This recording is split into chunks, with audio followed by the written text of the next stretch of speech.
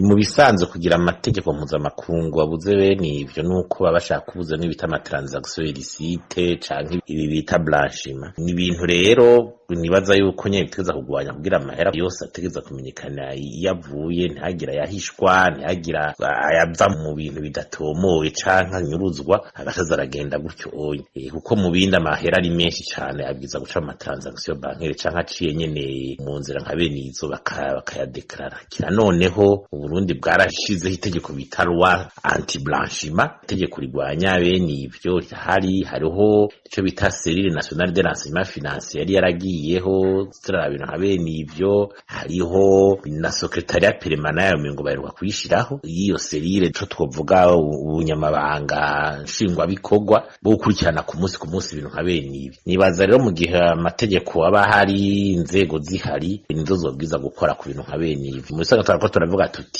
nubwo tubona ishaka ryo kugwanya igiturire rivugwa muri leta, ariko turabona ko ibintu bijaye n'inzego n'amategeko bitaronka inguvu n'uruhara rukwiye muri urwo rugamba. Ico gitoro bizoguma bigorana igihe tutagize amategeko y'ugendere ku mategeko yubahwe na bose, hanyuma inzego zikore zironke inguvu zikwiye n'ububasha no gushigikirwa, kazoguma hari agahaza nyene